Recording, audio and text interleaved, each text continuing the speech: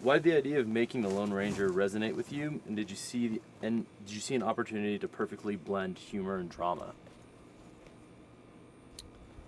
Well, I think the balancing act of tragedy and comedy is something you always have to navigate, and you have to kind of not stay in one place too long and migrate between these things. I think the movies I loved always were able to make those moves. And particularly in westerns, Sergio Leone westerns, I found them to be very humorous, and at the same time they could be wonderfully, boldly tragic, and then kind of make their way back. And so that's an area that I think is fascinating, and it's why it's what I love about movies, and that's why I go there. I think that I'm familiar with the Lone Ranger from the TV series, and the classical sense of the Lone Ranger and the radio version, I think that if you want to watch that version, they exist, and you can go and watch those. I was more fascinated with exploring this relationship between Tonto and the Lone Ranger, and really, telling the story from Tonto's perspective is a way in that allows us to to kind of reinvent the Lone Ranger. We have the the archetypes are there. He wears the white hat, and he's got the silver bullet, and the horse, and the mask. But this is in our version. This is sort of Tonto's creation, and that opens up a completely different, aspect of the things like the landscape become characters in the movie, and the train sort of representing progress, and what happened to the Native American, and all those things are in the kind of DNA of the story because of when you consider the narrator, of his voice. And so it's very odd, but it's sort of like I'm telling the story of Tonto telling the story. So we have to be very much in sync. Great. You're back working with Johnny, but in a different way, because he's not the title character. It's more of a two-hander. How did that change your usual working relationship? Well, I think working with Johnny is always, unique and fun, and we have a tremendous amount of trust and obviously history there. But we knew going in that this was going to be different, that he was going to have to be more gracious, and he can't just run away with a movie. That the chemistry between the Lone Ranger and Tonto is everything's for naught if that doesn't work. And getting that right means that he has to kind of he has to lob some pitches to Army sometimes, and Army has to hit it back, and they're dancing. So there's two pistons firing, and I don't think Johnny's done that I can remember before. So that's something very new for him, and something we talked about early on, and he recognized it, and I found his performance to be very restrained and very gracious. Got it. You've assembled a great cast. What was it like working with them, and what do they bring to the characters? Well, wow. I have to take each one individually. When you cast an ensemble, it's like building some kind of soup. You want to make sure all the ingredients are singular and unique and not redundant of each other, and everybody has to own a different piece of the pie.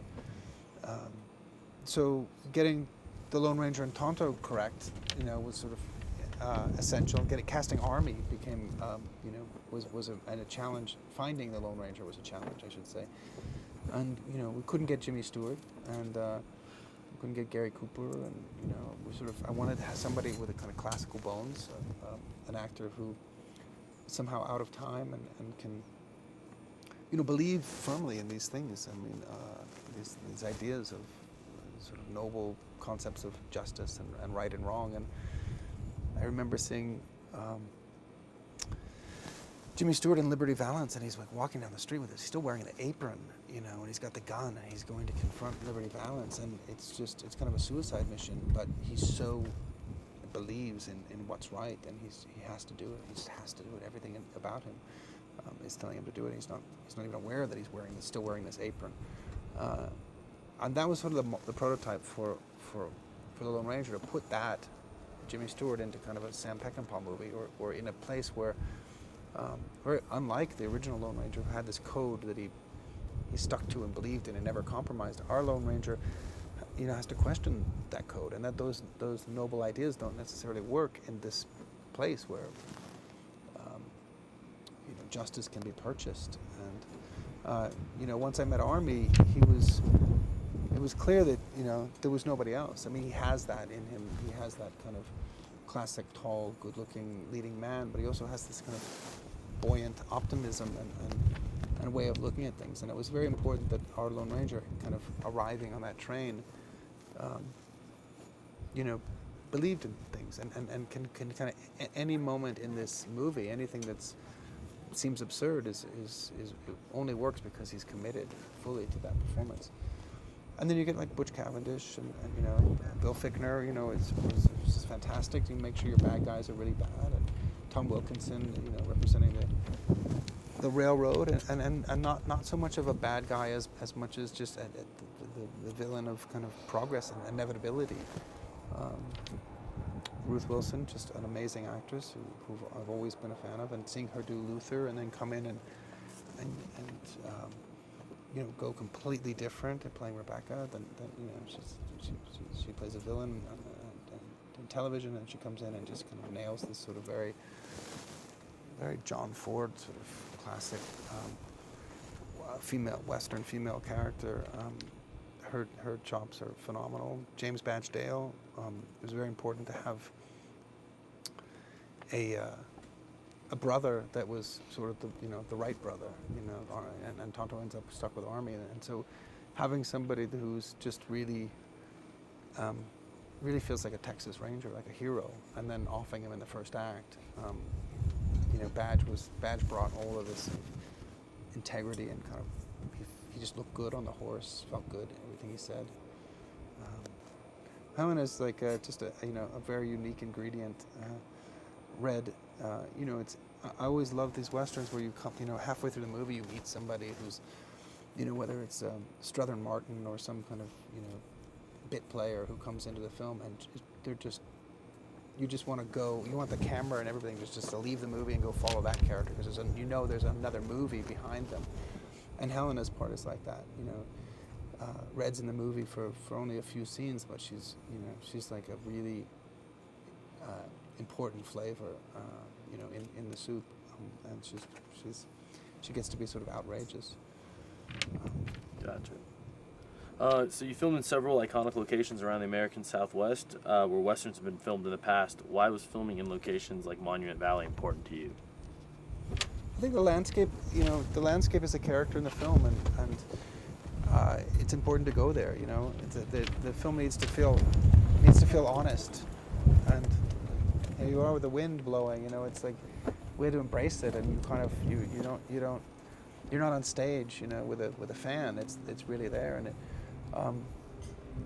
and these are places that haven't been photographed in so long. I think the Monument Valley was photographed in so many westerns, and then the westerns became extinct sort of in the 70s, and you saw Monument Valley maybe in cigarette commercials or something for a while, and then they were gone completely. So to go back there and to kind of embrace the landscapes, Canyon de Chelly is an amazing place. And we were in Creede, Colorado, which was beautiful. Shiprock, Angel Fire. We were in Arizona, Utah, Nevada, California, New Mexico. Really trying to find these landscapes, and then the sense of violation, the sense that there's a line put into that landscape, and the train tracks are laid down, and it's quantified and divided and parceled and named and owned and bought, and that kind of sense of this inevitable progress. The train is a villain in the movie, and it's nice to put that into the landscape and not try to do it on some computer.